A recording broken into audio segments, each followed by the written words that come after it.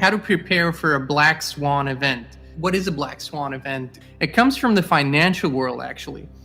3 major features of a black swan event is, number 1, when it happens, it is unexpected, very unexpected. Number 2, it has widespread and sometimes catastrophic consequences. And number 3, in hindsight, a lot of people say, duh, of course this happened. It was kind of predictable, but no one saw it ahead of time. Ironically enough, we're kind of living through a black swan event, which started in the beginning of 2020. For the population at large, it was a classic black swan event, maybe the biggest black swan event to date in modern history, as in something happened that was unexpected for large numbers of people. It has widespread effects and consequences for all populations. And in hindsight, you could say, well, duh, was predictable. So I can already hear the Love and Light Brigade. We love you guys. Love and Light Brigade says, well, why are you even talking about such a thing? Why are you manifesting a bad event? Why are you even thinking about those things? Well, first of all, we don't live in fear and we're not scared. Second of all, we don't see disruptive events as bad. As a matter of fact, we know disruption is part of the transformational process that we're in. In our experience, there is no transformation without a disruptive event. We always affirm that it's for the highest good of all. The second aspect of this is, why would you prepare for something like that? And people always say, well, those preppers, they're kind of weird people. Well, you're all preppers. Each and every one of you, 99.9% are preppers. If you have a fridge and you have more food in there than you need for the current meal that you're going to enjoy in 5 minutes, you're a prepper, because you've just prepared for meals for the whole week or even a month. If you have a pantry, you're a prepper. If you have a closet with clothes that will prepare you for a season that's to come, you are a prepper. If you have any of those things, you, my friend, are a prepper, whether you realize it or not. You just think your level of prepping is absolutely normal and not fear-based, and a bigger level of preparing is fear-based. So let's get that out of the way.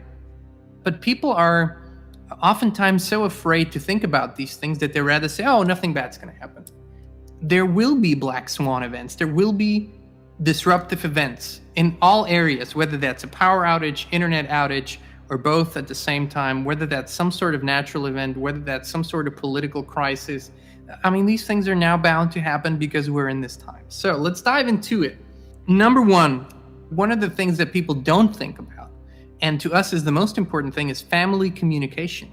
We had an event last year where at Christmas there was a bombing in Nashville, and it disrupted the communication network, the internet network, and all those things. We still were able to communicate, so it wasn't totally down, but it was on the verge of, or not functioning for hours at a time, half a day at a time.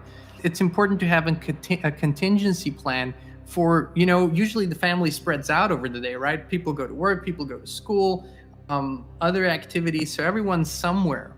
And our plan has always been, if there's an event that's unexpected that affects us all, we always had the plan, find your shortest way back home. If at all possible, find your shortest way back home. That was our family plan. That was the best we could come up with.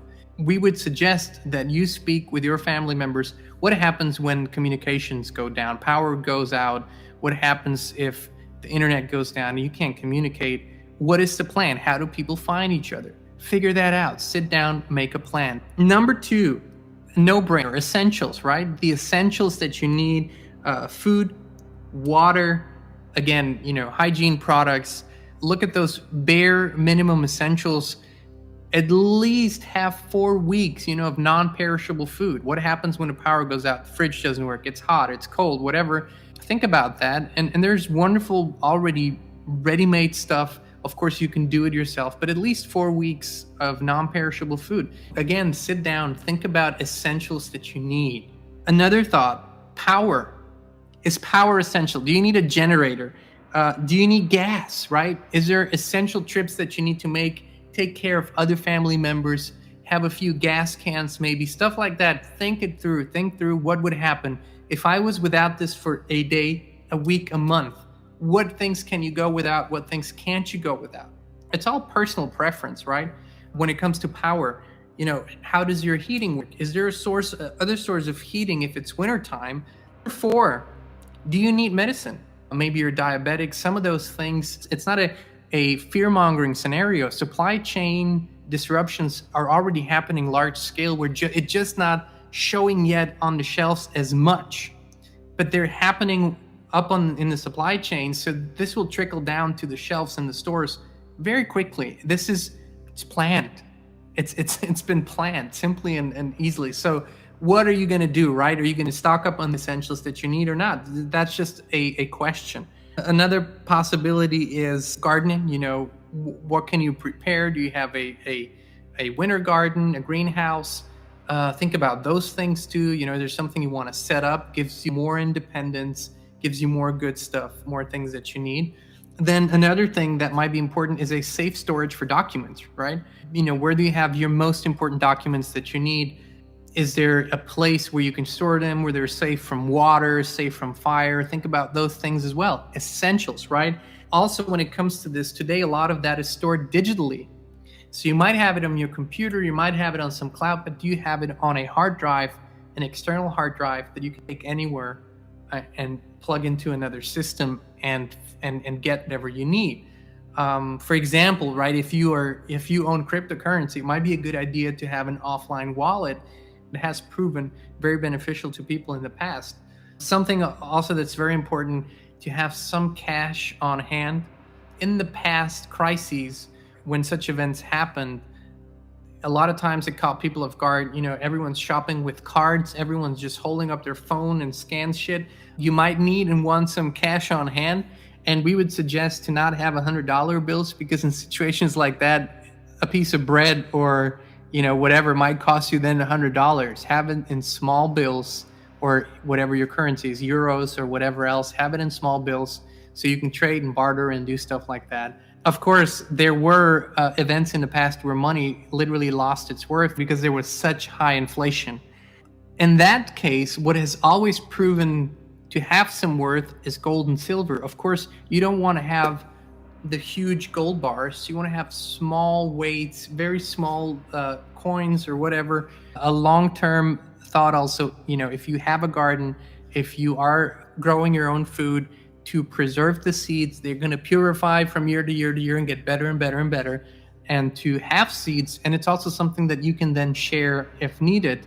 And when we say water, usually people have some way of either finding rainwater, finding some sort of creek or river or body of water, but usually that water is not clean enough to drink it. So we have a simple gravity filtration system, Pro-Pure filter system. It's very simple. You put water in the top canister and it filters through. It's gravity, doesn't need electricity. It filters out all the chemicals, the fluoride, everything. Those are very, very important things to have and consider. So it's an independence thing too. Whenever it does happen, you are then not at the mercy of a government agency to provide some sort of relief or help. You're not at the mercy of friends and family to feed you. You are independent and self-reliable. And what's beautiful, you can actually use the energy and help people. Hey, this is Jean Nolan. Thanks so much for watching. You can watch the full live stream on this topic by clicking on the link in the description.